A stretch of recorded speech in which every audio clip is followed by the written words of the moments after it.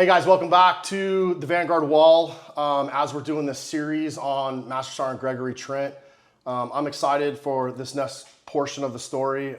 Today we're talking to Kevin Robbins. Kevin, I've gotten the chance to get to know you for the last couple months as we've prepared for this story.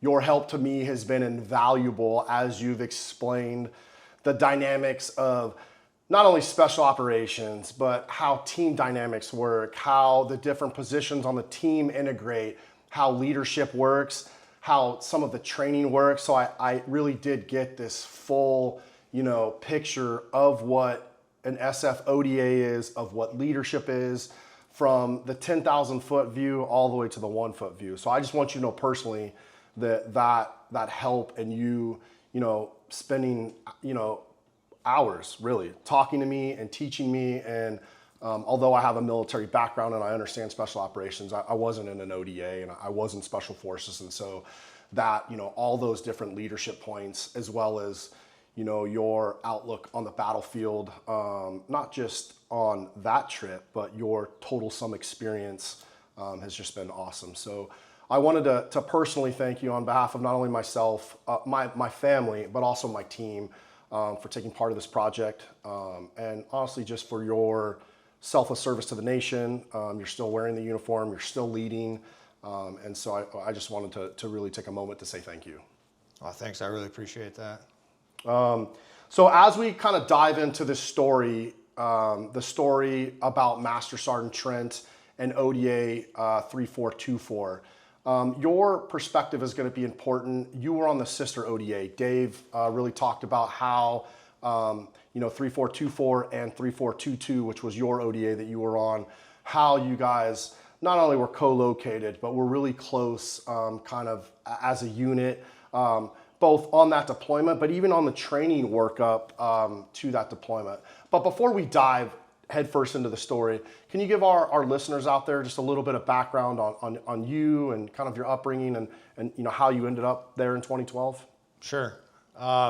So before 2012, I had about 10 years in the Army. Came in the Army right after 9/11. I was born and raised in Detroit. Grew up in pretty hardcore poverty, high crime. Where I grew up, you typically were either going to work in a car factory or be a criminal, or maybe a mix of both. And I was headed down that pathway, and I was an early teen and troublemaker, and didn't want to do that. And the only other option out of that is really athletics and sports, right? I gravitated towards that. I was very athletically gifted. I played, pretty much every sport, and I was a quick learner. So, every time that I participated in any kind of sport, the team dynamics and winning the game and, being the best of your position, that all was just natural for me, and I loved it. And so, I kind of took a more positive, way to try to get out of where I was growing up, and, wanted to go and do that. And, I actually had an offer to go to college, and 9/11 happened when I was a senior, and I changed my mind.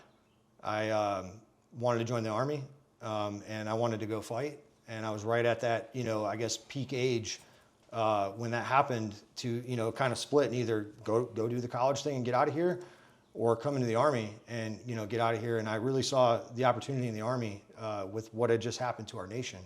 And so I came to the Army in 2002, and I went to my first unit and went right to Iraq for the invasion.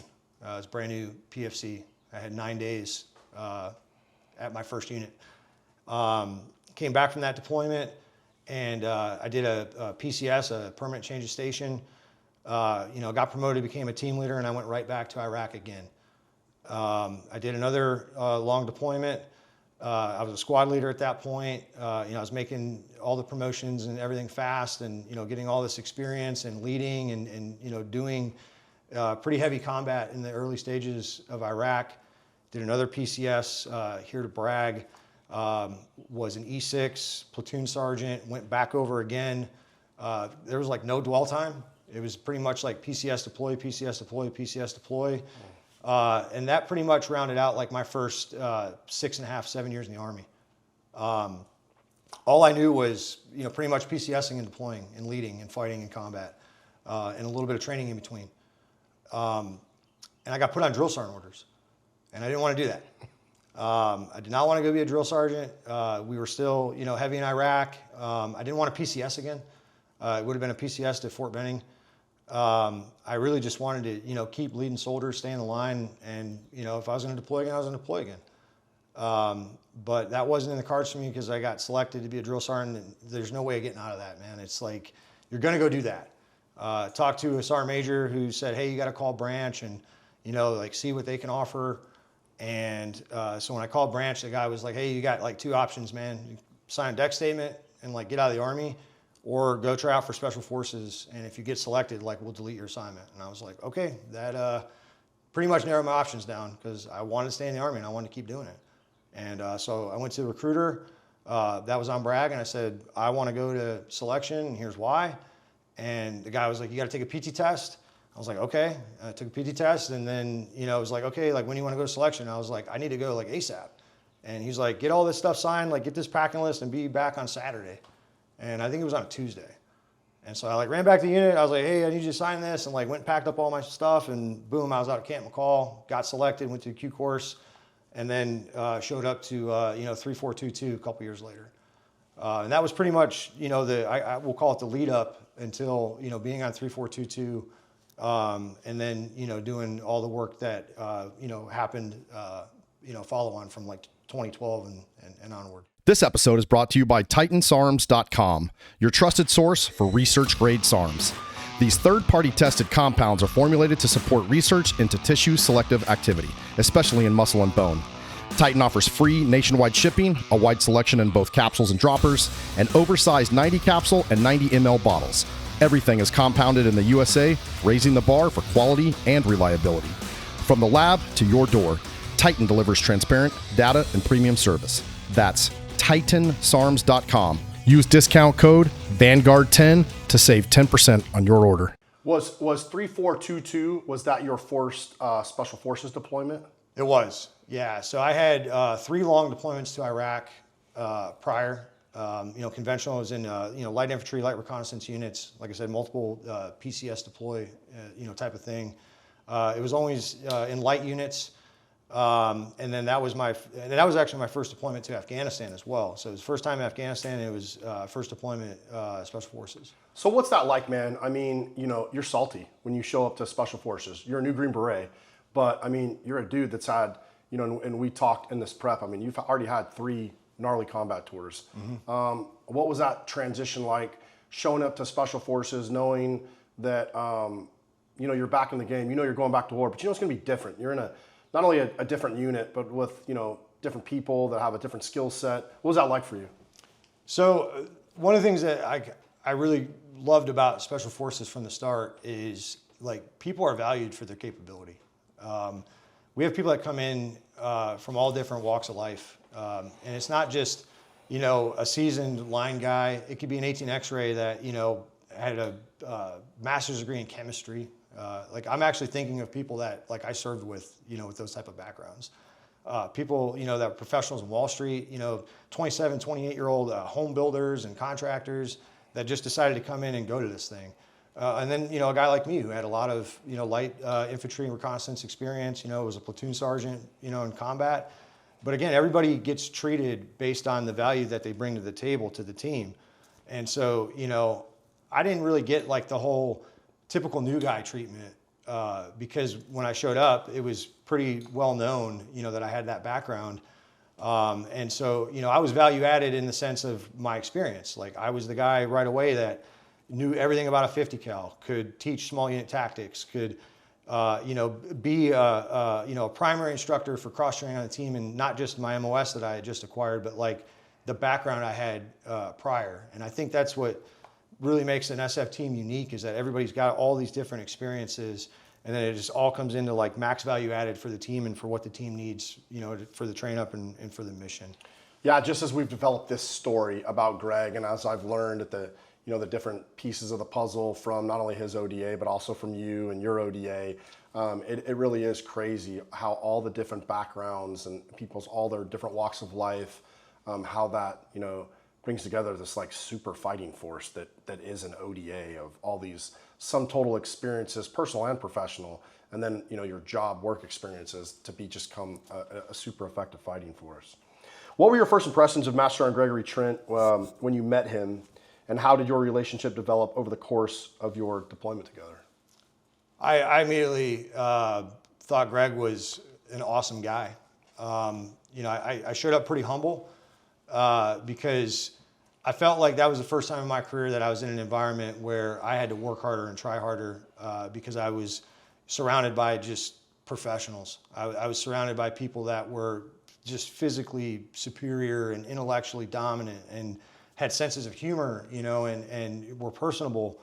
And so I was pretty humble. I was a senior staff sergeant, when I showed up. But, we had, guys in the company that were senior E7s that had been around for a while, and then the E8 team sergeants.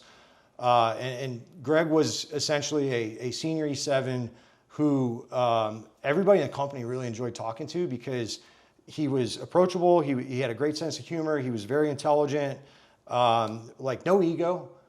For a guy that was, that long in the tooth. My background prior, like a senior E7, had a totally different mindset than, say a Special Forces senior E7, especially a guy like Greg. I mean, he could strike up a conversation with anybody. He was very inquisitive. Like he loved, learning things, and he had a lot of humility. And, to have a senior E7 walk up to an E6 that just showed up and like ask questions, from like a vulnerable stance, that was kind of a new experience for me. And that was one of the things I enjoyed about Greg. I could talk to him all day long about anything, because he was so approachable, and he had an awesome sense of humor to where, it was like every conversation was low threat and it was kind of funny. There was an inject of like humor to learn something as well. Dave had told us how first, when that 4th Battalion got stood up and the way they set up the team rooms is like 3-4, 2-4, and 2-2. You guys were across the hall from each other, even though it probably would have been like 2-3. So you guys saw a lot of saw each other passing in the hall. Do you guys have like this friendly banter, or kind of what was that dynamic? There's a lot of that. It's interesting because I was day one senior Charlie on 2-2, and one of the things that typically all the MOSs do in the company is they all crosstalk, and so I immediately was friends with all the other Charlies in the company. And obviously with the relationship we had with 2-4, all the Charlies are working together, all the Echoes are working together, Bravos. It's like all this exchange of knowledge and information, how we do business, and so it was really good because there was a lot of collaboration between, I would say, all the E6s and E7s across the company, just really all talking to each other, and so we're not reinventing a wheel in an echo chamber, right? Like, there's a guy down the hall that's been there 6 months, 12 months, 18 months longer than you that's probably already done something that you're thinking about doing. So we kind of like, we'll say like plagiarize, like how we, get stuff through a staff, or like how we, get equipment or a training concept or X, Y, and Z. So the hallway doors were pretty open. Guys were going in and out of team rooms all the time, talking to each other. And then every time that you would go in and talk to another team, it wouldn't just be with that MOS counterpart. There would be other guys that would be asking questions. So like, hey, what are you doing in here? And start having these conversations. And like I said, Greg was always a guy that was like asking everybody everything and anything. Anytime they came into his team room, or he'd even be the guy that would come out of his team room and go down and do the same thing.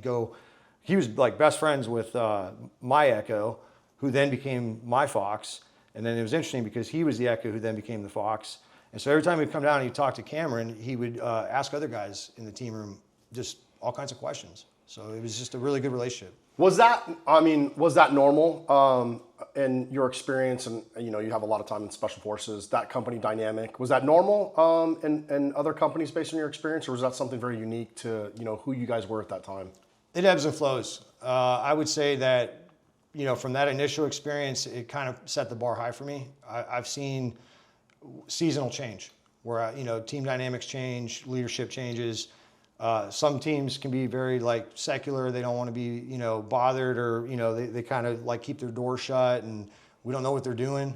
That does happen sometimes, but, I would say that what I saw for, those first couple years, it was pretty awesome. And I've seen it a couple times in my career after, but it does ebb and flow as far as like how much people communicate. Because again, there's also competition between the teams for missions. And so sometimes, like it's a friendly competition, but sometimes it can get tight where it's like there's not as many missions and every team wants the best mission. And so sometimes you'll see it where, the teams might isolate a little bit more and they're a little bit more standoffish because, it's, I don't know, maybe it's getting borderline where the competition isn't as, collaborative. It's not like, hey, we're all going to shake hands and work together and then see what happens on the, when the lottery and the playbook and all that opens up. Sometimes you see that over the years. I would say in the later years when missions started to kind of dry up, you saw a little bit more like teams kind of like outdoing, a little bit more of their own isolated activities versus, hey, this was like peak GWAT. Everybody was getting some type of mission and doing something. So that I don't think there was as much of a threat there of like, well, we're not going to share with this team because we're competing with them. Everybody knew that they were going over and working together. So it was very, very collaborative at that time. That's a good explanation. Thanks for that. How did that, you climbed to the tippy top of the leadership, especially on the enlisted side of the house. You've held multiple positions all throughout special operations, multiple leadership positions. How did, that initial interaction with Greg and kind of how he set that bar and that tone, how did that affect your own leadership style later on in life? So for me, I say this a lot. When you get promoted, you're going into a new job with increased responsibility, but you're learning. And you should never come in, with the mindset of like, I've been put here and I know everything now and I own it, right? Like you own the responsibility, but there's a responsibility to continue to learn and grow. And I think part of that is, imparting your lessons learned, the good, the bad, the ugly on that next generation. And I think what was fortunate for me was I had pretty good leadership coming up for the most part. And you learn, from those good leaders, all these great things. And, occasionally you get one that's not as good and you also learn from them as well. And then you share that experience. And so, as I progressed throughout my career, I had a lot of experience and a lot of learning. And then I made it a point to kind of give that back to that next generation. I'm like, hey, I'm going to find 3 to 5 guys and make them better than I ever was. And they're going to replace me. You know what I mean? And then I'm going to admire that I made it better than I found it. And I think that at the time, there was a lot of that going on where with all that collaboration, guys started to get promoted up, top guys from every team. And it's like, it starts to become more of like a reunion of like, I was knee 6 with that guy, I was knee 7 with that guy, I was knee 8 with that guy. Like now there's a couple of us that are sergeant majors together. And, we were all working together and, doing all this great work and kind of building the same model. And then it just kind of culminated up at the top. Thanks for that. Kevin, you've described how ODA 3422 and 3424 were like a mini troop. You're a DA team, direct action team, hitting targets. Greg's, SR, their, reconnaissance team, free fall team, getting the eyes on. What was it like working so tightly with Greg's crew, knowing your captains, both team captains, were West Point brothers, and how did that, bond feel in the chaos of Zerkoh Valley? I think the train up that we had together leading up was really healthy in a lot of ways. I always saw train ups as, a time to refine your SOPs and to get better at your craft. But there was a lot more to it. I think in Special Forces that I didn't know at the time, but I can reflect on and say there was a lot of team building, even beyond just like doing SOPs together. I mean, we did so many ranges and train ups prior to going over because, they were an SR team and they were eyes on and we were a DA team and we were striking what they were looking at. And so we would do all these ranges and all these train ups, but then we would go out and we'd have dinner together. We'd bring barbecues and we'd grill out, and it'd work hard, play hard kind of mentality. And so there was a lot of personal connections beyond just hey, this is the job we're going to do. It was really just cohesive and team building and friendship. And then when we went down range, they were split out of Parmacon and San Juan, and we were at Shindan. It was about 25K away. But we were off of a main hub. And so that relationship continued more so than just on operations. Like me being the senior Charlie in the ODA, I was going and getting all their mail for them. You know, they were out there at a remote site, and you know, it took a while for mail to come in. And so like, I was like, I got to get their mail. I got to get their supplies. And so every time that they came to our camp, it wasn't, you know, just, hey, we're going to have a sync meeting to talk about a target or, you know, an intel dump. It was, I'm going to go get my mail. I'm going to go get, you know, the tough boxes, the ammo, the MREs, like all this stuff that needs to come in to continue to support that team.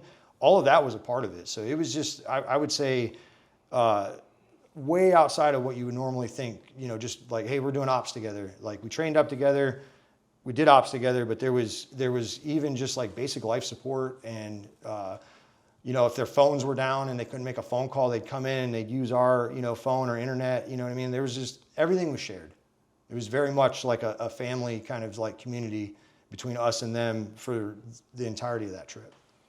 That's awesome. What a great explanation of that, and to give our listeners kind of that full battle picture understanding of, you know, even though you guys weren't located in the same spot, you guys are still very close, still very reliant, dependent, and looking for ways to support each other. And I think that's a true testament of, you know, who you guys were, who that team was. I mean, you guys just mentioned you guys trained together. You guys went TDY, getting certs, and you guys became really close friends. What's a memory from those days? Maybe a late night laugh or a drill, a tough training exercise that still sticks with you? And how does it hit you knowing that Greg's not around anymore? I think the first one that comes to mind is we had a big train up in Virginia before we went over, and it was just 2-2 and 2-4. Two teams went up together. We spent 2 weeks up there. It was all like full mission profiles, heavy ranges. You know, basically it was like a full certification for us to go over.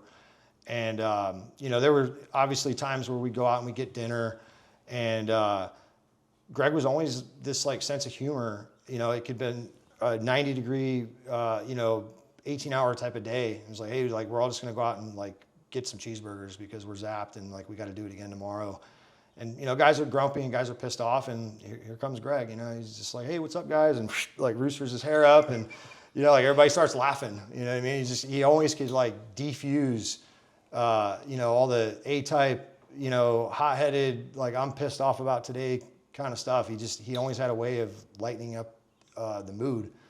And then when we went over, you know, it was the same thing. You know, like we're running and gunning on all these ops, you know, and here comes Greg with like some crude humor or something funny to say. But he also is doing his job and like serious when he needs to be. But he always had this way of getting everybody to laugh about something. You know, it's like abstract thinking and sense of humor. That's really what I start to think about, you know, when I think about kind of leading into it. And then even, you know, as we were downrange, you know, you know, pranks and jokes and funny stuff that like he could always inject, you know, and make light of pretty much any situation. He was just really good at, you know, getting everybody to kind of like gel through laughter and kind of humor. That's awesome to have, man. Yeah, you're 18 Fox, and Greg was the 18 Fox for his team. You know, those guys were relentless, collaborating on intel, driving targets like a machine. That's something you had told me personally. What did it feel like to see Greg's passion for that work up close, and how did it shape the way you guys, you know, fought together in 2012? So I could answer the last question and that question kind of on this one.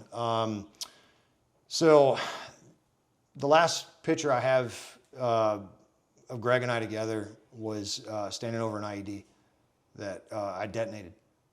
You know, being a senior Charlie in the ODA, it's like counter IED guy. You know, you do everything with demo and you deal with IEDs. And you know, Greg was a Fox. And but again, he was like Mr. Curiosity about everything. And it wasn't just, you know, hey, I'm a Fox and I want intel. It was just you know, very like I'm curious about everything guy, like I'd already said. We went on op together. And, you know, we found an IED, and right away, you know, Cameron and Greg want to know everything about the IED. And I want to know everything about the IED, but for totally different reasons. I want to know how to defeat the IED and make sure that it doesn't blow up on us. They're wanting to know, you know, like fingerprints and like who did it and why they did it and, you know, all the Intel Fox stuff. But they're also like, oh, Kevin's going to go blow this thing up. So like, you know, we want to like get some demo training, you know, it's like, you know, everything for them was like, you know, two-sided, right? And so, you know, Greg comes over and I'm looking at this thing, and they're like, "What do you see?" And I'm like explaining, what it is. And there was a couple IEDs actually, and it was funny because they were begging me, both Cameron and Greg. They're like, "Can you render one safe so we can take it back?" And I'm like, "You guys know I don't like rendering shit safe. I'd rather blow it up because when I start messing with it, it's risky. Plus, I just want to blow everything up." And they're like, "No, like we really want this like one so that we can exploit it. Like, please, like blah blah." So I'm like, "All right, guys, like I'll give you, the one to take back, And so I did one, rendered it safe so that they could take it back for exploitation. So they were super happy. They were like nerding out because they're like, "We're gonna get so much off of this thing, And so I'm like, "All right, now I'm gonna blow the rest of this crap up."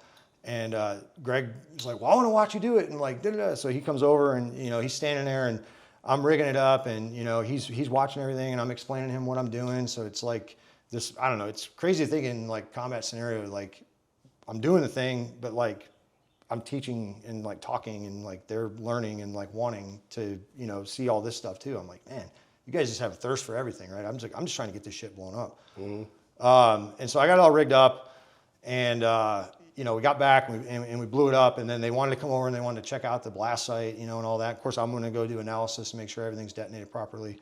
So I come back over there and we're standing there and, Greg's like laughing and he's like, "That was awesome."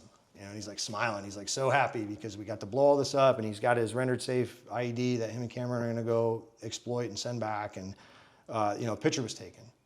And that was the last picture of, Greg standing beside me that I have. Yeah, you sent me that, and I remember, we exchanged a bunch of messages about how powerful that picture and what that meant to you. And thanks for telling us about that. So let's start talking. Drive us into the 2012 deployment. We've heard a lot about kind of what 3-4-2-4 was doing. Will you talk to us a little about like 2-2's role and mission, and maybe a little about where you guys were and co-located, or how far away you guys were from 2-4, so that listeners maybe who weren't there or didn't understand the battlefield can kind of get a better understanding? Yeah, so two totally different missions. We were at Firebase Thomas, which is in Shindan. They were doing VSO down at Parmacon and San Juan. It was about 25K away, but it took about 45 minutes to an hour to get there because obviously, you got to do a lot of off-roading and terrain navigation to get from where we were at to where they were at. We had the commandos. And so we had 4th Kandak, and it was basically a battalion-size element of commandos, and our sole purpose was DA. And just so people know, those commandos were Afghans. Afghan Commandos, yeah. So basically, I would say they're equivalent to like a Ranger battalion. They go out and they do raids. We didn't do, the KLEs. We didn't go out and, sit down and drink tea and do atmospherics. We were basically on 72-hour targeting cycles where, intel's coming in and we're hitting targets. At the time, there was, it was like shaping operations is what it was called, where, the VSO sites were doing the stability and the KLEs and building police force and kind of like local governance and all this stuff. We were going out taking out the bad guys. We were trying to, go out and basically hit black side targets so that they could, build white side and kind of create these small pockets and bands of stability. And our job was to basically take out the trash. And it was unique because we pretty much had the entire western half of Afghanistan. Up in Herat, there was a Kandak, and down in the Helmand, there was a Kandak, and we were kind of right in the middle.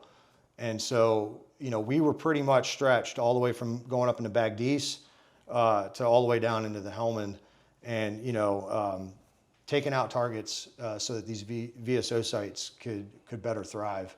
And then obviously the closest VSO site to us was what 2-4 had in Parmacon and San Juan. So we hit a lot of targets down there for them. Can you talk a little bit about what that, how you guys were cross-coordinating or cross-functioning in theater? Yeah, so, right outside of our fire base was Shindan, and, there was pockets in there between Shindan and Herat Province that was pretty close to them. And so, you know, we hit targets there basically to help them with their police force to drive, you know, better stability. And then, you know, there was some poppy eradication stuff that we were doing, especially down in Zerkoh Valley, where they would go in with the ALP and they were trying to, you know, destroy some poppy fields and, you know, trying to kind of flip the area around from, you know, a lot of the illicit activities and stuff that, you know, historically had happened. And we were kind of helping them with that. So like there was quite a few times where we did joint ops with 2-4, where we'd come in with our commandos, they come in with their ALP, you know, and it's like, we're working together as a team, but now our partner force is like working together too. Like, you know, the commandos are supporting the ALP guys, and we're kind of doing the same thing, but now like force multiplier with our partner force and with their partner force throughout Zerkoh. So you guys, I think all got there, I think it was January when you guys Yeah. got there. And, you know, we were just talking about it on another episode, I think with David, about how, you know, it's cold in January. You know, you guys have the mountains and it's, you know, there's not a lot of, there wasn't as much fighting, but as soon as, you know, the grass starts growing and the snow breaks, they call it, you know, the Taliban called it the fighting season. Sure. How long were you guys in country before you guys started getting ticked up, or were you guys doing DAs as soon as you guys got there? As soon as we got there. Actually, it was our left seat, right seat with the ODA we replaced. We got a tick in January. We got, you know, to Thomas, did the typical, you know, reception, staging, integration stuff, you know, called RSO and I, and started to get set up. And then, you know, essentially, you know, we're going to do left and right seat with the team we're replacing. And so they had an op planned in Farah. This was in January. And I'll tell you, first off, when we infilled, you know, it was typical, you know, CH-47s, you know, 2 in the morning, wintertime, we're at altitude. I think we're at like 10,000 feet.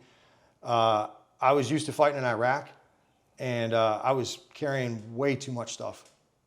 All the guys were carrying way too much stuff. We got off that bird, and I felt like I got punched in the stomach. It was tough, and we started to maneuver, and we got in a gunfight, you know, right off the Infil. I think it was like 10 minutes in.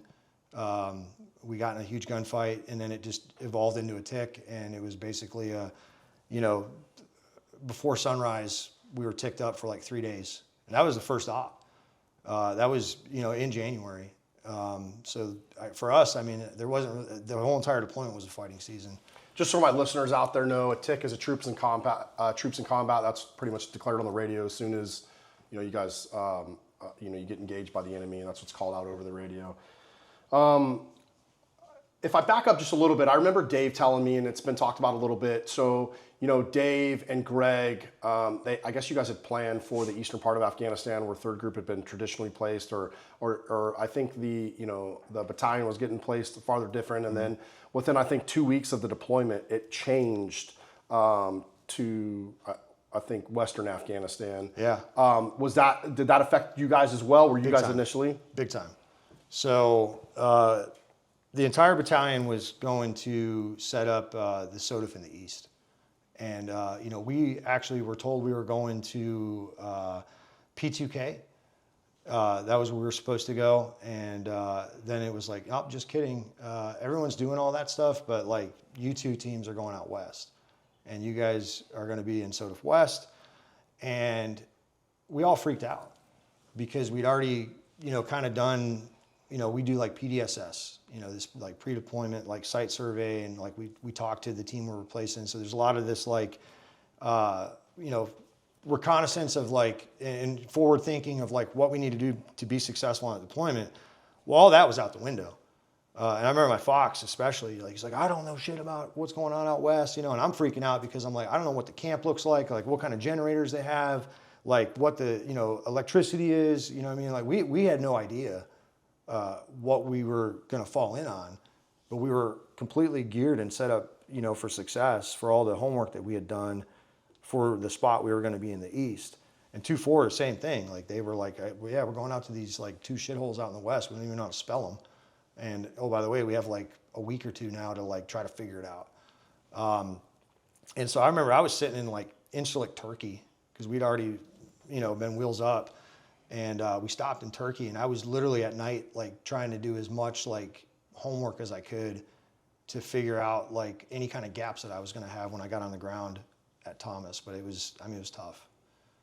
Luckily though, we had a pretty good base and like we figured it out. But you know, it was I would say a pretty you know, hard frago, you know, to kind of chew on and swallow, you know, a week or two out from where you're going to get a complete AOR and like mission change. Did you know going into that deployment that area was going to be a rough area? I mean, we kind of knew because like we were going to run commandos out at the other site, and so you know that didn't change. So like we knew no matter what, like we're a DA team, we're running commandos, we're gonna do DA where we're gonna do DA. The only thing really was like I said on the Fox side was the intel. He was more concerned about intel's probably different in that region, which that was true. And then I was concerned about, you know, like the facilities and the camp and all that, because obviously you're living somewhere totally different. But the mission wasn't any different. That makes sense. Hey everyone, we are excited to announce our new partnership with an awesome sponsor. When it's time to fuel my training, Alpha Country Training and Nutrition is my go-to.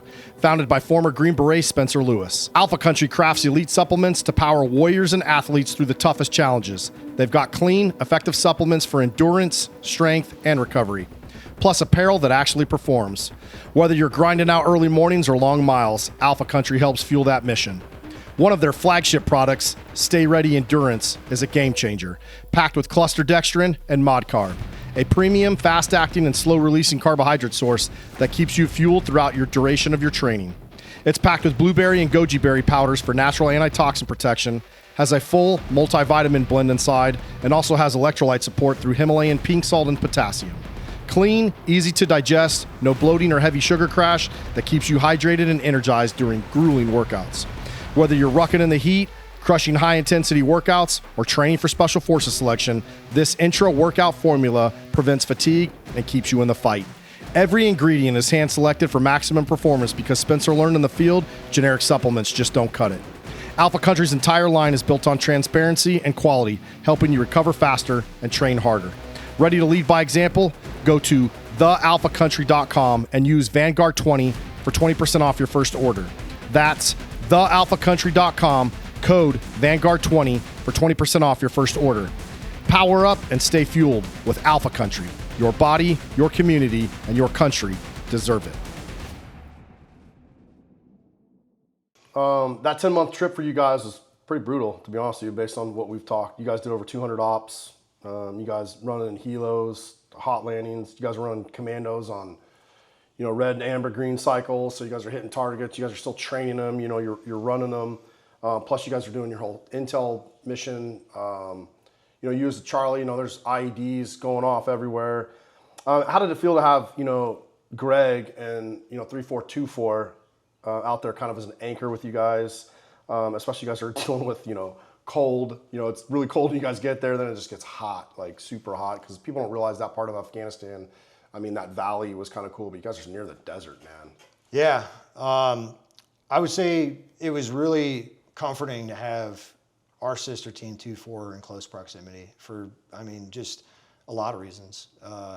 Number one, you know, every time that they came in, you know, with the whole mail and kind of sustainment thing, we had this kind of like, I don't know, friendly reunion with them, right? Like it's nice to see other Americans that are like your brothers and like teammates and people that like, you know, very well. So it's like, I would say an inject of that familiarity and that comfort to socialize with people that you're friends with. And then I think the other thing is like there's a high sense of trust, knowing that, you know, there's that ODA that's, you know, less than an hour away and vice versa. You know, we were oftentimes a QRF for them if needed, and they were a QRF, you know, for us if needed kind of deal if we were local in the area. So like knowing that, hey, our sister ODA's got our back was huge. And then all the intel sharing, you know, and just really having that team right there to kind of share with, like we did in all the train ups, like it was very comforting. Yeah, that's awesome. You guys lost Egleston in April and then Pepper in June. Devastating blows to Bravo Company. How did those losses change the air between 3-4 and between 2-4 and 2-2? And what did Greg say or do that kept you steady before his own day came? So the first loss was Egleston. It was Eggs, and it was really hard because we were actually on an op. We were down in Helmand, and we didn't know at the time because that was out east. Brandon was on 2-3, and we were dealing with our own fight. We were ticked up pretty bad down there, and we had no idea what was going on out east. And when we got back off the op, we got told, hey, eggs KA, man.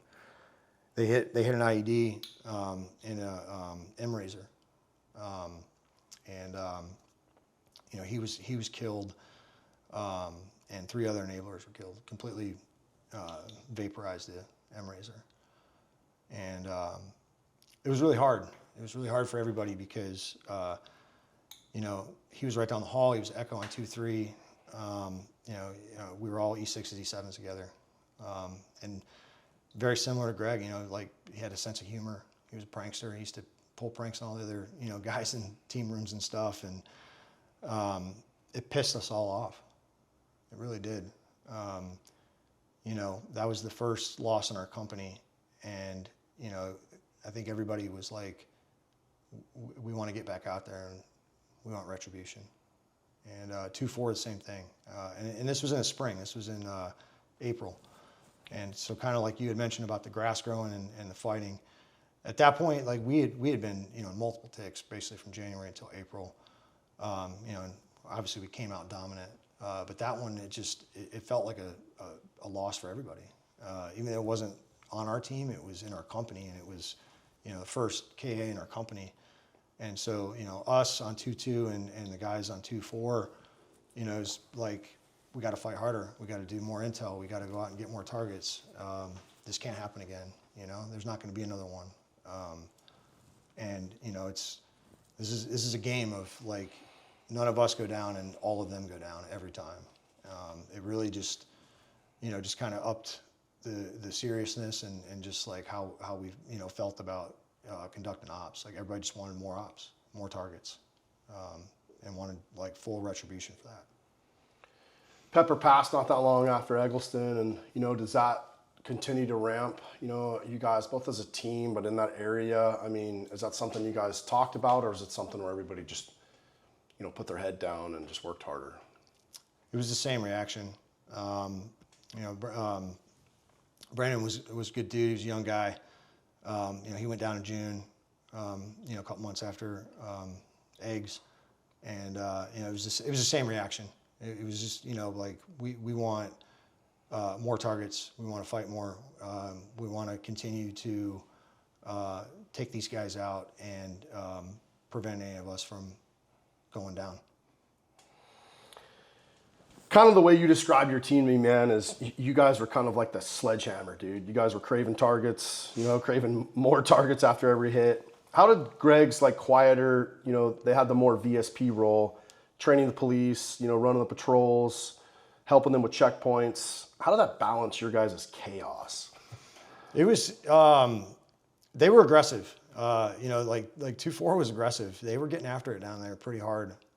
Kind of in line with, like I said, like everybody was like ramping, like as the fighting season was growing on, and, we had some losses across the company. 2-4 was like, we're going to run the hardest ALP ever, and we're like, we're going to run the hardest commandos ever. It's like, we're going to fight harder. It was like more offense, more defense, more everything. And again, like even in the midst of all those, ticks that we'd been in, both on our own on 2-2 and, 2-4 on their own, and then even a couple times together. Greg was, still this, like incredible switch of like serious and committed to his job, but like sense of humor, like he still had this way of, I don't know, like doing his job phenomenally, but then also like lightening up moods. He's like, why so serious? He'd say stuff like that when guys were like serious and mad, and it's like, well, why are you not serious? He's like, I am serious, and you start laughing because you're like, what else are you going to do when somebody's, saying something like that? It's like, he was really good at, I think, just driving and doing his job, but like also, de-escalating and getting guys, I think, to lighten up a little bit at that point, he was named to be the next team sergeant at 2-4. And that was great news for 2-4, and it was great news across the company. So early on in the deployment, their team sergeant went home, and Carl was running the team. But then Carl and Greg came out on the E8 list together that spring, and so there was talks about like who's going to take over and who's going next, to different positions. And so Carl was going to take 2-3, and Greg was going to take 2-4. And so he didn't change one bit. He was still Greg, and but the guys respected him so much, and we knew that he was going to lead that team well, like he had already done, and still have this like sense of humor and just kind of be this approachable, stoic type of guy, and everybody was pretty excited, that he was going to take 2-4 after the trip. Can you describe how Greg's presence influenced his team, especially like, when the fighting became particularly intense or challenging? One of the things, I don't know if we talked about a ton in our prep work, was I'm not sure if, you guys were present during a gunfight with 2-4. I don't know if you guys had ever done any combat together. Was that something that happened on the deployment? Yeah, we had, it was in that period, we did an op together down in Zerkoh. Right outside of, I think it was Parmacon, right outside of Parmacon. And they were working on, this whole poppy eradication thing. And like I said earlier, commandos coming in, ALPs coming in, we're kind of like doing this thing together. And yeah, we ended up doing this like huge kind of like clearing operation where, we started hitting houses, and then they came in with ALP and they started hitting houses. And then, again, like the captains are talking, they're doing GFC, ground force commander stuff together. We had multiple combat controllers working up strikes, controlling aircraft, and we're maneuvering and we're doing fire support, and they're maneuvering and they're doing fire support, and it was all in the midst of a pretty big tick, and we came out of that thing clean. We killed a bunch of bad dudes, we exploded a bunch of stuff, destroyed a bunch of poppy fields. I blew up, I don't even know, like 500 pounds of HME that we had found that was like right outside of where they were working with their ALP.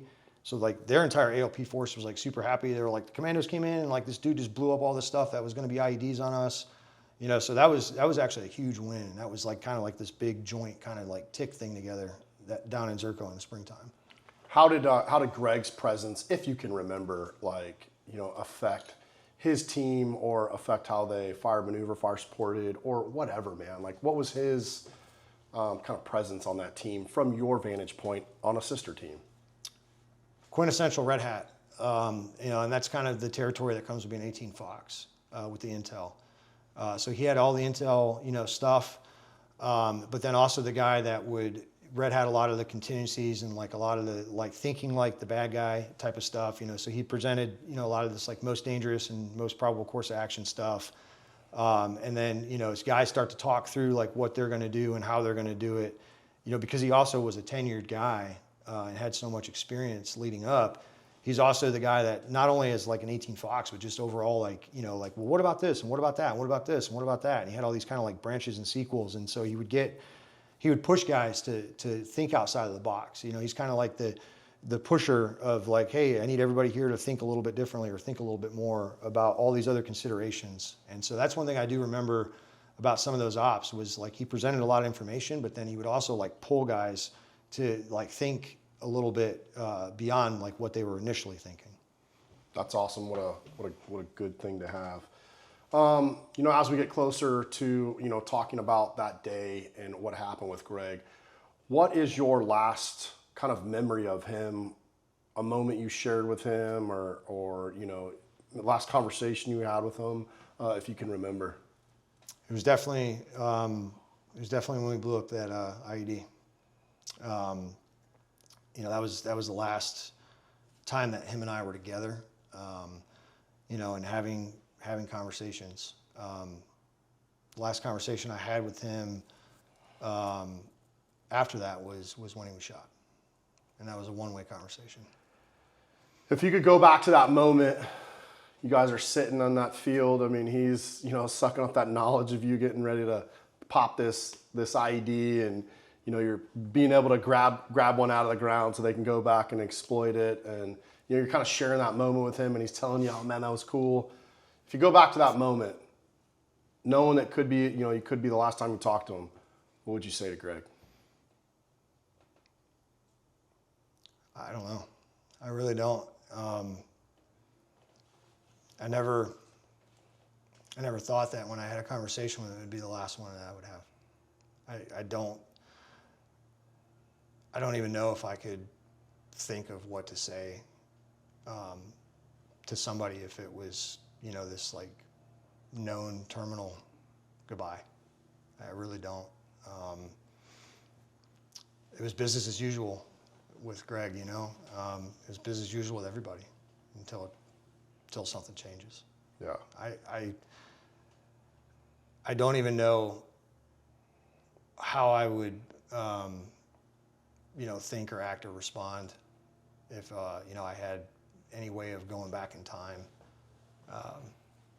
other than maybe like, I don't know, like, don't go out on that op. I don't, you know what I mean? I don't know what I could, I don't know what I could say, if I had the ability to go in a time machine or.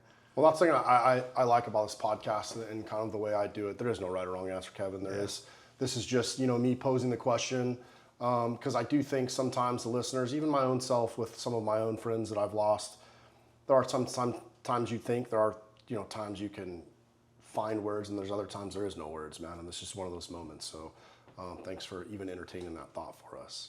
All right, Kevin, we're kind of just, we're at that point in the story now where, we're going to relive this moment with Greg. It was kind of a life-altering moment, I'm sure, both for his team, but also for you guys on the sister team. Can you kind of walk me through that day and kind of what you remember from that day? Yeah. It was late July. So 2-2, we were sitting at Thomas. We just came back from an op, and we were hosting Siege SOTF command team. They were coming in to visit. We were having receive them come in, and we had a big briefing kind of overview of everything that we were doing. We're showing the commando camp and just kind of our facilities and just kind of a meet and greet with the Siege SOTF command team. And then 2-4 was out on an op doing normal stuff that they were doing while we were doing our visit, and we were right in the middle of briefing. Colonel Fletcher, he was the Siege SOTF commander, and CSM Edwards, the Siege SOTF CSM, and we heard that 2-4 was in troops in contact. And, that kind of immediately drew everybody's attention away from, what we were doing with the visit and with the briefing. And everybody's like, oh, 2-4's getting into it. I think we were all kind of like desensitized at that point in the deployment because, 2-4 had been in multiple ticks. We've been in multiple ticks. We've been ticks together. But it's still an attention grabber. And then, we had heard on the radio that there was, one, it was Eagle Down, it was USSF, and that completely changed everything. At that point, it was the itinerary, for hosting them was completely thrown in the trash. Everybody was pretty much around the radio, and our hearts had sank, and we want to always know who it is as fast as possible. I think that, as I sit and I think about it, when you hear that, there's almost like rings of care and concern for who it is and what happened, right? Anybody that gets hit is bad. But you almost are like, well, I hope it was, a partner force guy. You kind of start out there, and then it's like, okay, maybe it was an enabler or somebody I didn't know, you know, and then it goes from there. And then, you know, but when you hear like, you know, Eagle down like 1 USSF WIA, the next thing is, what's the battle roster number? Because that's how you're going to identify who it is. And inside of that, you're like hoping that it's not one of your best friends. And I know that's a very utilitarian kind of like way of processing things, but there is this, I guess, like ring of like who this person is and what this person means. And when Greg's battle roster number came across the radio, it was hard. It was hard for everybody. How did that moment freeze time for you? For me, I never like to, I guess, like be an observer of a problem. I want to be a problem solver. And so when all this was going on, all I wanted to do was fix it. But I couldn't, because I'm in a room listening to this on a radio, and it's agonizing because, you know, you just want to throw your kit on and go out and charge guns and get in there and, you know, either solve the problem or be a part of the misery. You know, we all immediately went into what can we do? What can we do to help them? This is our sister team, man. This is, they're suffering. And I think that all Green Berets, you know, it's in our DNA to, you know, free the oppressed, you know, liberate. But when you think about like a sister team, it's like, it's even more. It's like we all want to get in there and we want to like help fix this now and get them the hell out of this problem, right? And you know, we immediately, our instincts were like, we got a QRF. We're going to go get our shit on, and we're going to get a grid, and we're going to move as fast as possible, and we're going to make sure that there's no more, you know, on the team that are wounded, that we can get them the hell out of there. I mean, at this point, we're trying to salvage, you know, and be a solution to the problem, you know, and prevent any further damage. I think that was the initial instinct from everybody at the time. You guys were briefing Colonel Fletcher and the CSM from Siege of Sodif. Do you remember what their reaction was or kind of how they responded? They gravitated towards the radio with us. I mean, we were all right there. They were no different than us. I mean, they were standing right there listening when everything came in on the radio. And, you know, it was weird because the Siege of Sodif commander would typically be the one that, you know, would get this through a Sodif, you know, sitting over in Bagram, and then kind of direct, you know, what's next. And I mean, but he's like sitting right there. So, I mean, we started to kind of say what we were going to do, but like, we're also kind of like looking at them because it's like, I don't know, like you're kind of like the approval authority for like us to go and do the thing. So that was kind of weird. I mean, I don't think any other time in my career I had like the decision maker like standing next to me making, you know, to make a decision for us to then go do a thing. It's typically not the way it happens. It usually happens, you know, through a sequence of radio calls. And so, you know, they were standing there listening to everything, and then they kind of heard our response, you know, and the situation was still developing, you know, and they were requesting Medevac, and, you know, we're like, we'll fucking go down there right now. Like, we'll go QRF, like, we'll help, like, set up, you know, HLZ, like, we'll go in there and we'll do whatever needs to be done. But there was this kind of, like, no. It was like, no, like, the situation needs to develop more. This sounds like it's a really hot situation, you know, coming, you know, right beside us. And I think that just kind of amplified the anxiety and the stress and the frustration with, like, you know, all this stuff that's happening, this bad situation that, like, we're just kind of like stuck in. You know what I mean? Like, they're stuck in it, and now, like, we're stuck in it. It's agonizing to hear this on radio and you know, like, I don't know, wait. Looking back now, I mean, you're more mature. You've held multiple leadership roles in special operations. I mean, do you think it was the right call? That, we don't always get the benefit of hindsight in battle, right? That's for Monday morning quarterbacks and armchair quarterbacks. But looking back, do you think that was the right call? I mean, for you guys, there was at least a 45-minute drive down there.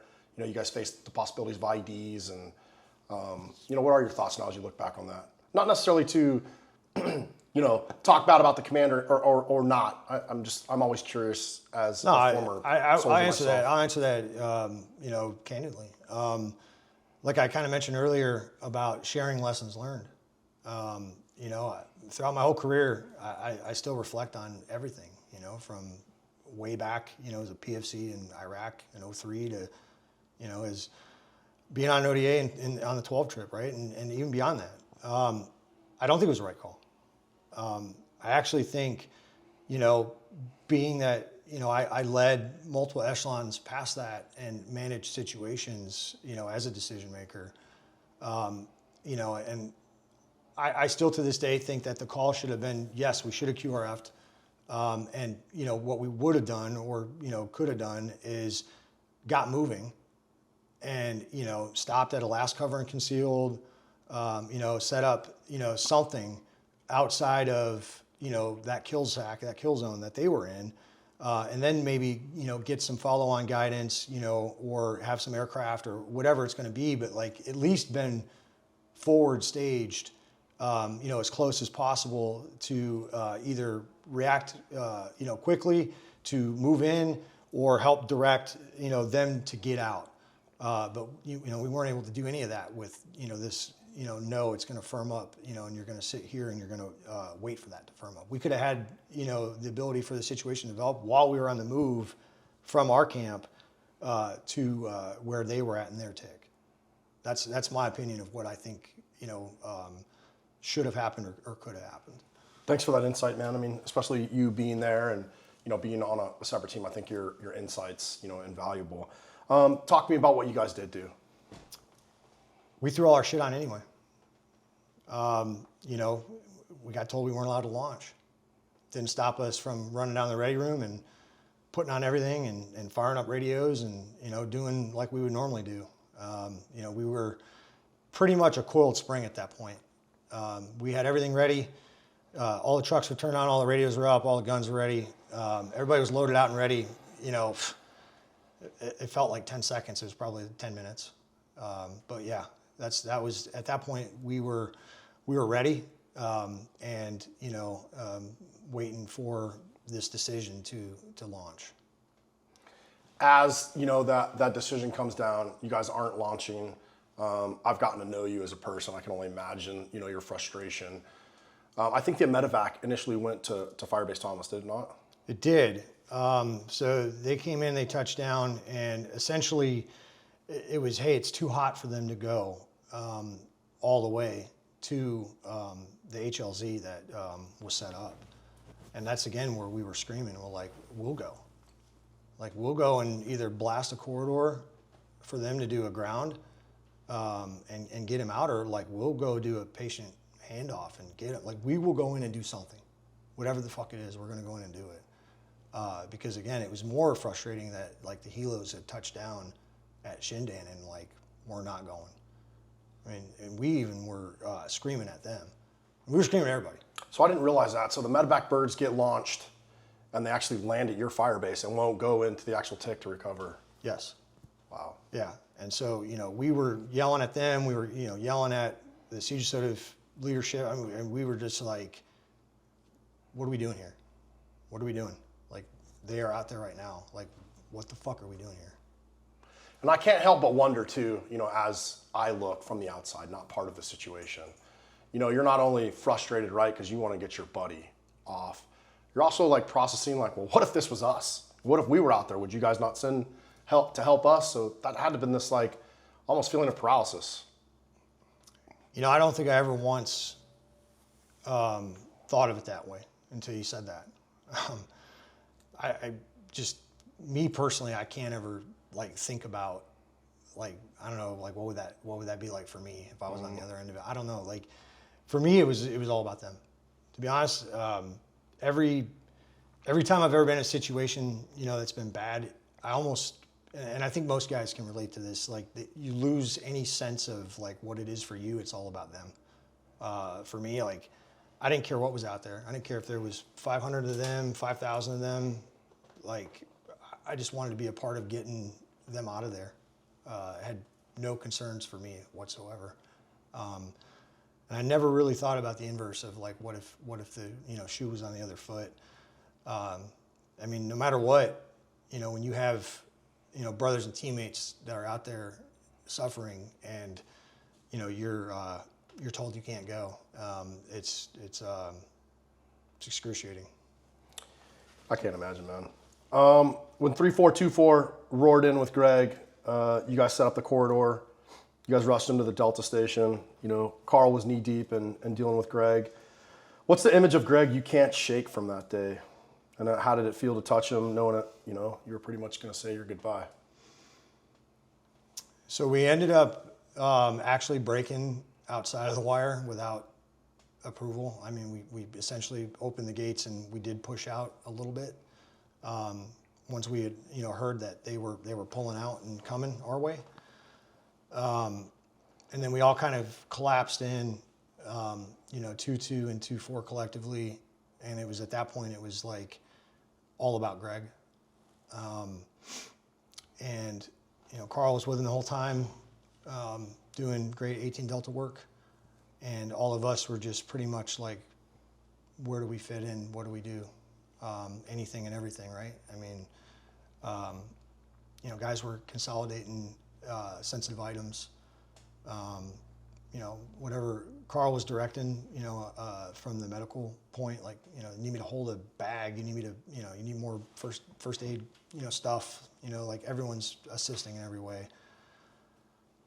I think that the hardest thing for me was looking at Greg, and it was the first time that, like, Greg didn't have a funny joke. Greg wasn't Greg. He, was non-responsive, and he had like no life in him. He was just like eyes shut and non-responsive, and so I think that to me is what was significant about it was, and that's when the reality had set in, that like this whole thing had happened. Because every time that I'd ever had an interaction with Greg, it was always this like jovial, funny sense of humor, and there's like none of that. It's just motionless, non-responsive, lifeless Greg. You mentioned that, the last time you talked to Greg, it was a one-way conversation. What were those final goodbye moments like? So in the midst of, trying to help, actually one of the things that I did was I was helping get accountability of like sensitive items that he had, kind of, 18 Charlie type stuff, right? Like helping with that. And then, when we all kind of got all the priorities of work done, it's like, okay, we're going to, he has to move up to higher level care. I basically had a conversation with Carl that was quick, and I told Carl, anything that you need, anything that 2-4 needs, like we're here, I'm here. And then I grabbed on to Greg. I grabbed him by the hand, and I said to him, I said, I love you. I'm sorry this happened to you. I'll never forget it. And there will be ultimate payback for this. And that you'll forever be in my heart in every way. And I said goodbye to him. It's pretty powerful, Kevin.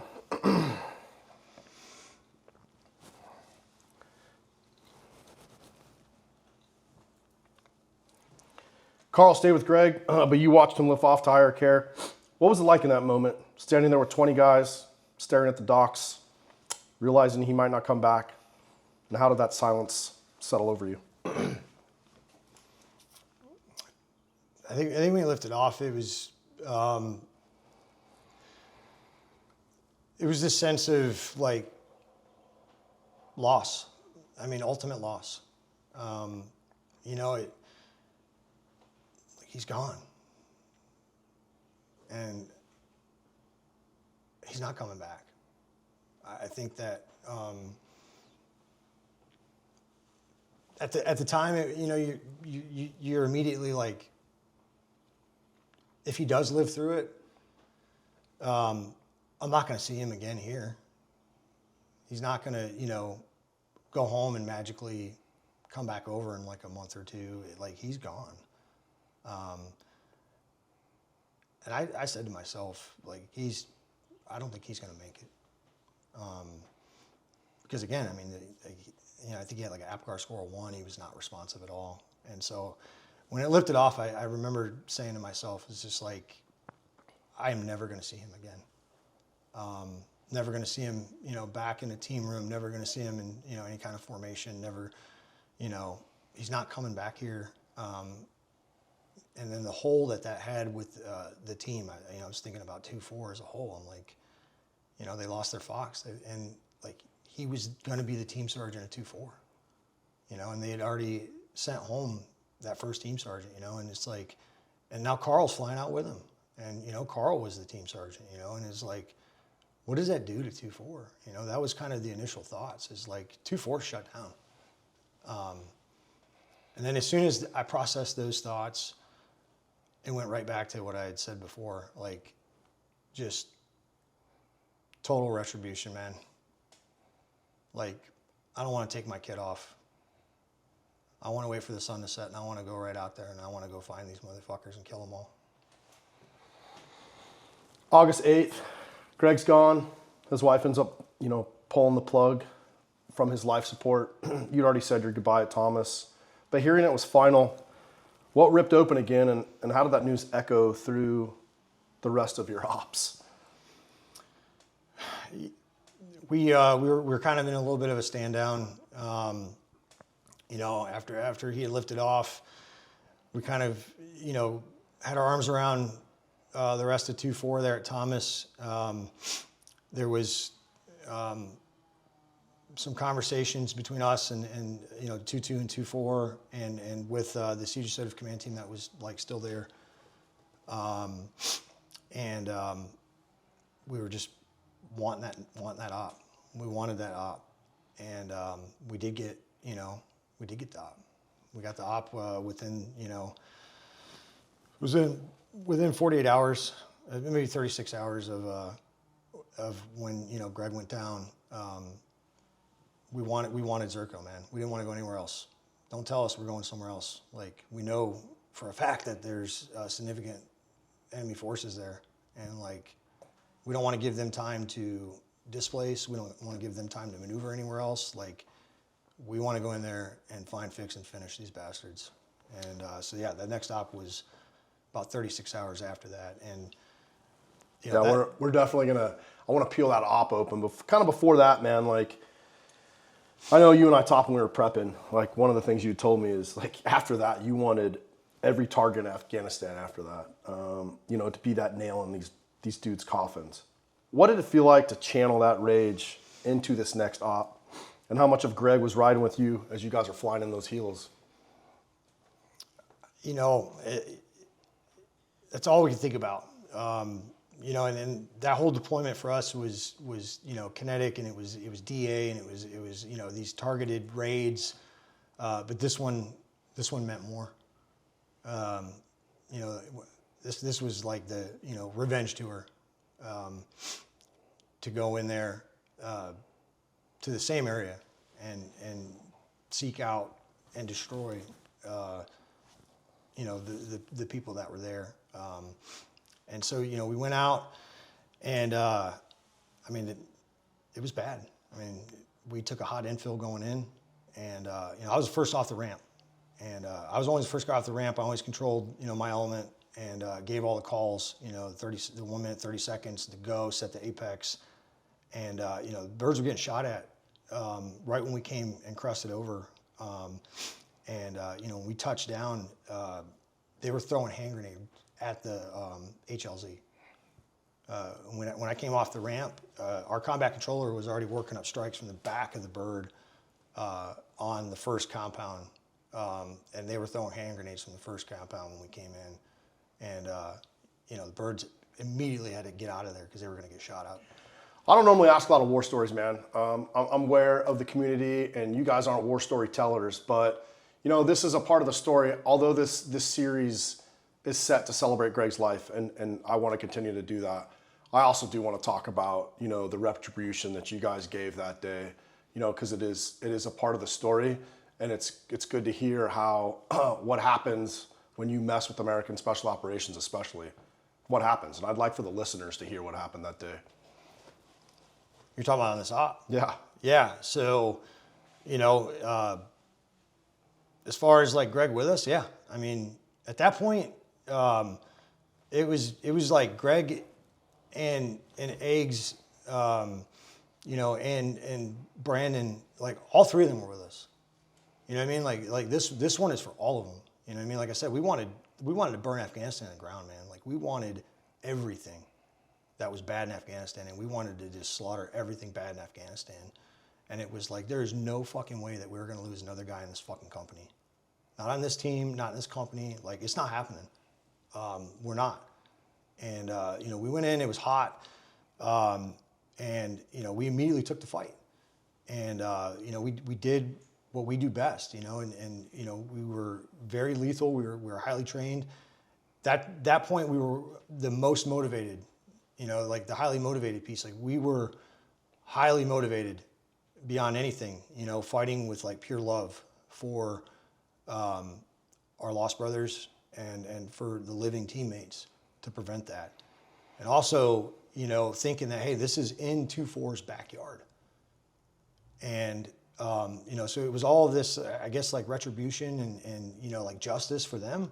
But it was like also like, we don't want any threats anywhere near 2-4 the rest of this trip. Like anything that's here, that's a threat is target down. And, so we were in a tick for about 24 hours with those guys. And, we had approximately 200 EKA in Zerkoh on that op that were just nested in and just bad business down there. And a big part of what happened to Greg. And we killed like 200 enemy on that op. It's good to hear. Yeah. It's good to hear. I know we talked about, the rest of that trip was pretty kinetic for you. And then, you guys had to stay and fight through Greg's loss and Egg's loss and Pepper's loss. And, I know that you told me when you got back home off that trip that, that's when the decompression hit hard on you. Yeah. Having to deal with kind of, it was your first special operations deployment, but that's your 4th combat tour. And I know, we didn't talk about it on this podcast, but I know you went through a lot in Iraq. How did you process some of all this stuff? That was the first time in my career that I wasn't going to PCS somewhere else. And I think that's interesting because I talked about, PCS deploy, right, earlier. The trips when, I was in conventional force, they were bad. And, but the PCS was almost like this like reset. You go somewhere new and you're with new people. And now this thing that happened that prior trip is a memory. But this one's different. Like you're in your group, you're on your ODA, like you're in your company. There's no like, hey, we're gonna come back from this and like you're gonna go get a reset. Like you're gonna come in and you're gonna see these same guys, every day, every year, and then potentially go on another deployment again. So I had time to kind of reflect on that, and it's like, you're seeing those same ghosts over and over. And then there's also, this sense of, I don't know, like, how do you turn that off?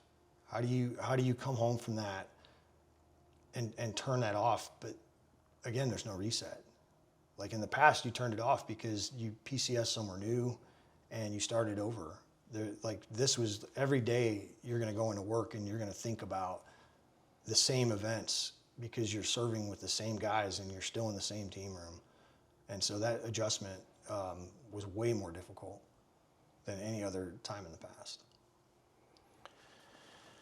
Yeah. How did losing Greg shape the way you faced that quiet that we've talked about a little bit? And what did you wish you could have told Greg about where you landed when you came back? I mean, you swapped teams when you came back. I did. I went to 2-4. I always wanted to go to 2-4. Serving on 2-2 was phenomenal. And there was, back at that time, there was this like prestige to go to a dive team or to a free fall team. It was almost, this track of like seniority where, you did a couple years on another ODA, and then, usually the free fall team or the dive team were like the more senior seasoned teams in the company. And, everybody knew that I wanted to go to 2-4. I was a senior Charlie in the company at that point. Definitely didn't want to go to the B team. It was actually my time to go to the B team, but I got lucky, and I kind of got by name to go to 2-4. But it was kind of like the reunion that we all wanted, because there was a lot of familiarity there. And, we all kind of went through a reset when we got back from the trip. And, there were some guys that, had left and moved on. And for me, I wasn't at that point. I actually wanted to get closer to 2-4. And so I went over to 2-4, and I did 2 years as a senior Charlie in 2-4 post that trip. Shout out to Rob Vyers out there. Rob's the whole reason that you and I linked up. Rob's the one that by name me to come over to 2-4. After such a profound loss from that deployment with those three guys, how did you and the team, both 2-2 and now that you're over at 2-4, I mean, how did you find ways to cope and continue to operate effectively, both in that deployment, right, and then afterwards? Well, a lot of it goes back to the lessons learned piece. Because there was a little bit of a reset with some guys leaving, taking on new positions.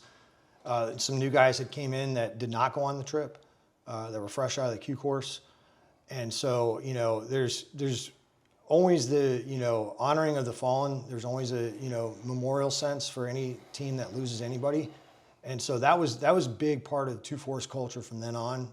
Was that the entire company had this memorial type of positioning for our three guys, but then each team that had lost has like an even deeper sense, right? So like every guy coming in had to know Greg's story. Every new guy coming in had to know what happened to Greg, and then there was a lot of the teaching points and the lesson points as far as everything we'd already talked about the QRF and about like all the things that you are supposed to do, to prevent those things. So you're memorializing the loss, but then you're also using the vignette of the loss to share, lessons learned and to teach, the newer guys and kind of make it towards preventative. Like we don't want it to ever happen again. We're never going to forget what happened. We're going to honor that person, but we're also going to better our craft in every way possible so that, we don't add any more names to the wall. That's awesome. You and I have spent hours talking via text message, phone, whatever. And, we've talked about, the culture of how it's shifted and how we didn't tell these stories, 10, 15 years ago, but how, you and I have really come to talk about how important it is, right? And not only just the mental health aspect, but making sure that, these warriors live on. I mean, do you believe that the talking openly about these kind of painful experiences like we're doing now on this podcast is part of your healing? Absolutely. I'll say this candidly. I think that when I was a younger guy, I processed it a lot differently than I do now. But I processed it negatively when I was younger. There's a sense that you don't want to be vulnerable. And I think that when you start to talk, you get vulnerable. The emotions come out. And, when you're a younger guy, especially A-type guy on a team, you don't want to be vulnerable. You don't want to show weakness. It's not weakness. For me, I was the type of guy that was, just completely hard charging and macho and, ultra A-type. And then at home, you know, I'm thinking about it and I'm drinking too much. And I can't have a functioning like way to like process that stuff. It was like, I got to go to the gym and I got to work out, and then I'm going to drink a bunch, and then I'm going to come into work. And, you know, it's like putting on, you know, a different front, but never, you know, just being vulnerable and having those conversations. And you know, I was very anti like mental health. I was like, they can't relate, they don't understand, I don't want to go talk to them, like they've never been there. And you know, the only people I want to talk to are the guys that, you know, were there. But then what happens when you get in those conversations is everybody starts to get like this amped up, you know, feeling. And then it's like, it feels good to get it off your chest, but then you walk away and you're still angry because everybody in the room is very angry when they start to talk about that stuff. And so, as I got a little bit, you know, past that, I learned that, you know, hey, you can talk about it, and it doesn't have to always be talking about it from like a sense of anger. Like you can talk about it from just how it actually truly makes you feel. And no one's going to think less of you. That's, you know, for me, that was one outlet. And to me, it was a lot, it was a healthier outlet than some of the, you know, ways that I was doing it before, where it was just kind of like bottling it up and, you know, just exercise and alcohol and like rage talk type of stuff. Like it was very circular. It never seemed to kind of like go outward like it should and kind of like release itself from haunting you or from bothering you. Does that kind of change a little bit now? I mean, you're a senior leader in special operations now. Does that change how you know, kind of process things with your subordinates, or maybe give, you know, some of your other senior leaders opportunities to talk? How has that kind of shaped your leadership? I'm very much a extrovert, and I love to talk, but I also love to listen. I think that for me, just having a really good conversation with somebody it's good for the soul. And I think another thing too is I have a passion for teaching, and you know, really good Green Berets are good teachers. And so for me, I'm like, who better to teach than like your fellow teammates and your subordinates, right? Like the leader development of the people that are under your charge and care. And so for me, it was kind of a win-win. It was like, hey, I'm going to have leader development, and I'm going to like impart and share my lessons learned with these guys that are going to own the same type of responsibilities and do the things that I had done. But I'm going to also get it off my chest, and then again, like make them better than I ever was.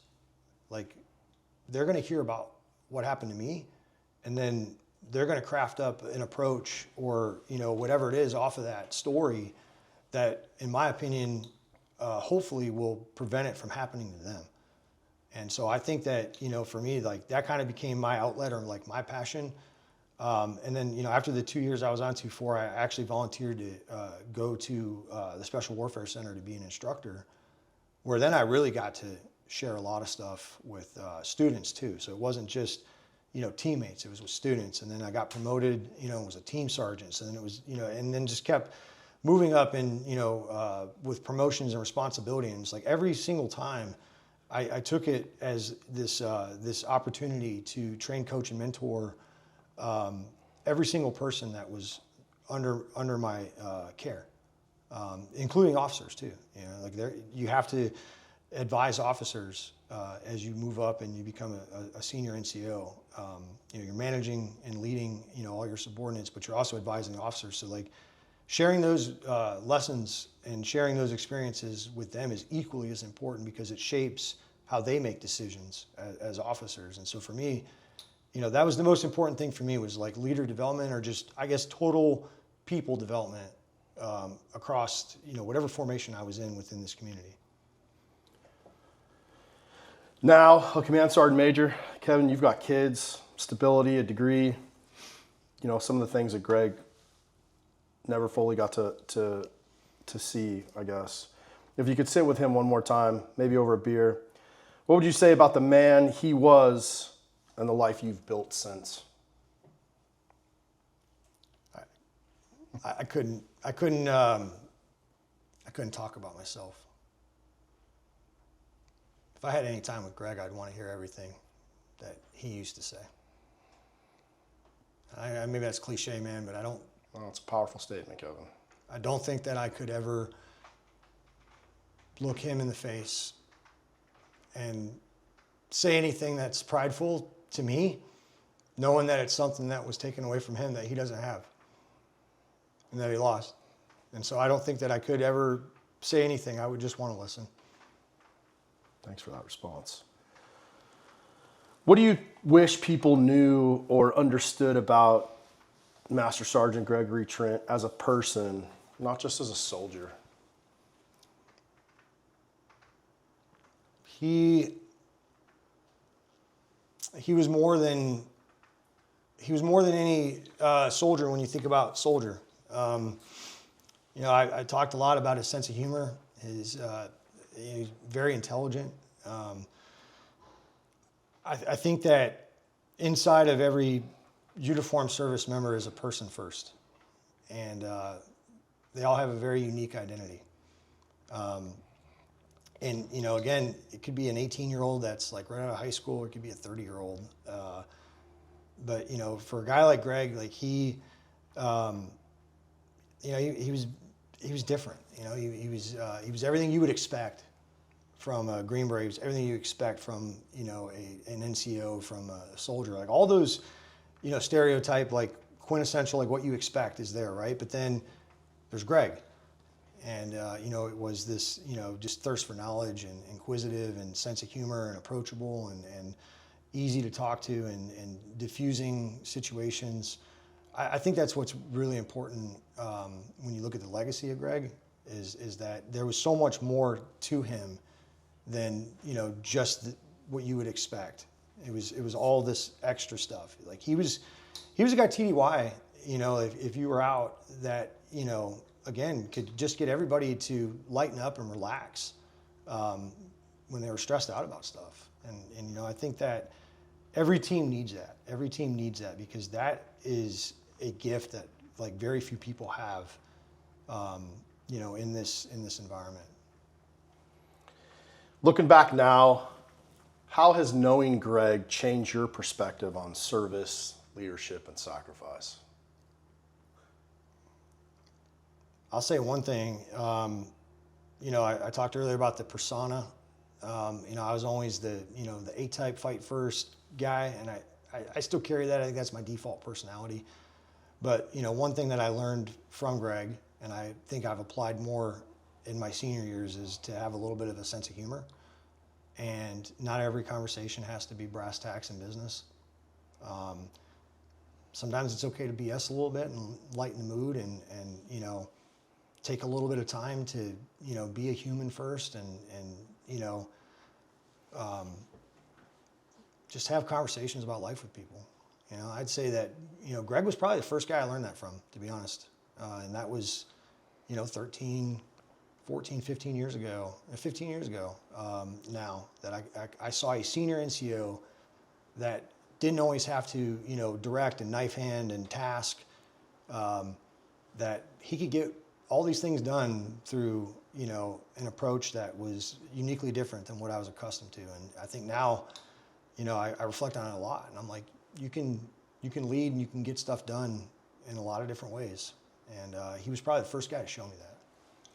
That's a great point on leadership. I know you and I have talked a lot about leadership, both offline and maybe about some future projects. And I mean, it's still great to see that a senior leader in the military with your experience is still willing to grow, can still learn new leadership styles and leadership tactics, and especially with your current leadership position, and just makes I know as an American citizen, not just as a retired soldier, it just makes me super hopeful for our next generation, knowing that, guys like yourself and others are at the helm to raise that next generation. From your perspective, why is it so crucial to tell authentic, unfiltered stories about men like Greg and experiences like those you faced in Afghanistan? Authentic truth is the most important thing that we have. I think that any time that a story is told, a lesson is learned, if the real true facts aren't there, we're missing a lot of things. For me, I think that the number one, like most important commodity is trust. And I think you establish trust through truth and authenticity. You need that to not just share, lessons learned or what happened, but also to establish that trust. If you start, telling things that have holes or you're, pulling punches, a couple things happen. One, the true message, the true spirit of what it is not there. But I think the deeper issue is that you start to create distrust. Anybody that is listening to what you're saying, or anybody that is on the receiving end, if they don't perceive that it's authentic, they're going to immediately fill it with like, you're full of shit, and like they don't want to hear anything else, right? Like people want the truth, people want authenticity. I've met very few guys that have asked for anything other than that. And so for me, it's like, why would you offer anything different? You have to give like true, authentic, even if it's ugly, even if it hurts feelings. We're in a very serious business where, you can't handle stuff with kid gloves. You got to tell it like it is. I'm a Midwest guy, so I got raised to tell it like it is. So that was always easy for me. And coming in this environment, it's like, a firm handshake and eye contact and telling things like it is, like, that means something. And, and if you don't have that approach, I think that people start to fill things, with doubt or disbelief and distrust if you don't have that kind of mentality. And what's the risk? Really? I mean, to me, like the greatest risk is to lose trust with the person you're sharing with. I think that means, the consequences of that are way higher than, maybe the optics or like the belief of something because it was packaged a little bit better. And if it offends you, does it offend you to a level that's mortal? Or is it just like a temporary, like that kind of offended me because it was brash or it was too truthful? Like, I think realistically, I think everybody needs that, right? I think everybody needs a little bit of that, hard truth inject to really keep you grounded into reality and what it is. I couldn't agree with you more, man. I really couldn't. What message or insight do you hope viewers will take away from Greg's story and your story as well of you and Greg on this deployment, especially those who haven't personally experienced military service or combat? I would say that there was definitely a generational shift from my perspective in people that came into the military post 9/11. And I would say to, all the viewers and listeners, this generation right now of guys that are, late 20s, 30s, 40s that, gravitated towards the military after 9/11, they had one sense of purpose. And that sense of purpose was to serve the nation and to do their part. And I think that, being in an all-volunteer force, where people had other options in life and chose to put those to the side to serve their nation, was all about love. It was all about love for their country. It was all about love for the other people that were joining in the endeavor. And they did some really great things. And I don't think that society has yet captured truly those things like they did in the past. There's books that are coming out, there's movies that are coming out, shows, but they're lagging. And I think that, time in history will tell. But for those that are out there, I would just say continue to seek out the truth. There's a lot of people that have served and are still serving that have great stories to tell, and they'd love to tell them. And for the people that did serve or are still serving, they're not afraid to connect with society. I would offer to anybody, to ask, do the research and ask those people, because they will tell their stories, and I think their stories are great. And I really hope that more people can get their hands around what the current what the current generation has done and continues to do, because I think it's amazing work, and I think that what's going forward is still amazing. And the old saying, like, the Army goes rolling along, like, it's going to continue to roll along, but what it did for that 20-year period was pretty incredible. And those people that transitioned out, that didn't do a full career, they still love America more than ever, and they love each other more than ever, and they're doing great things in society. And I'm proud of that. Like, I meet a lot of veterans that they started up grassroots companies, and they're baseball coaches, and they're teachers, and they're firefighters, and they're journalists, and people running for Congress. To me, I think a lot about what would happen to me if I wouldn't have joined. I started out with this in that initial conversation growing up in Detroit. I would not be a fraction of who I am today if I would not have done this. And the proof is not just like where I'm at, the proof is in all the people I just mentioned. I can look around at all these people and just be very proud to have shared space with all of them and like call ourselves veterans. That means a lot to me. What an awesome, verbal display there. My podcast is really about mental health.